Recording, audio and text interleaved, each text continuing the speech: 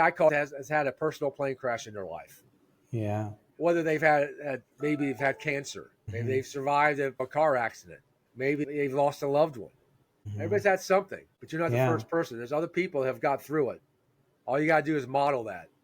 Find somebody else to model it. Yeah. Yeah. And I think also vulnerability is an important aspect as well, because a lot of times I think we try to put this amazing like an amazing display of our strength and our everything else, right? Like we show off this amazing strength.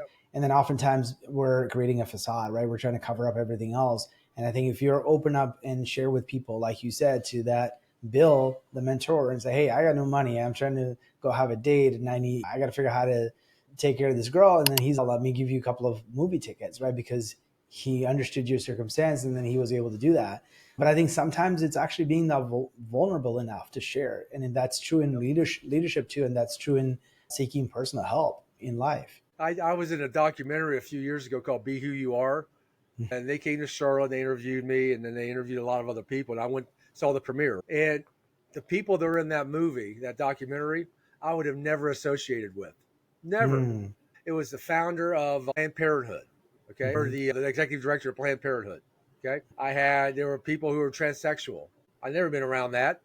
But all of a sudden, what that movie did, not only for me, but from other people, I think, is if you just, like you said, if you're vulnerable, just be who you are, people will accept you. So now I have a higher tolerance of acceptance right now. People who are authentic and vulnerable. I don't judge them.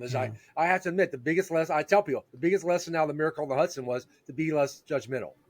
And that one thing has shifted the way I've grown my business.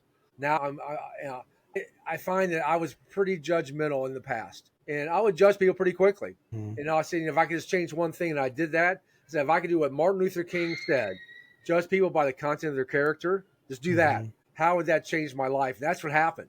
And all of a sudden, I stopped judging. And I got in this movie, and I'm like, with all these, I would never be around these people, right? Yeah. And all of a sudden, it's like, you know what? We're all vulnerable in this. They wouldn't be around me either, right? Yeah. And all of a sudden, I'm being less judgmental. All of a sudden, it's opened up so many avenues for me.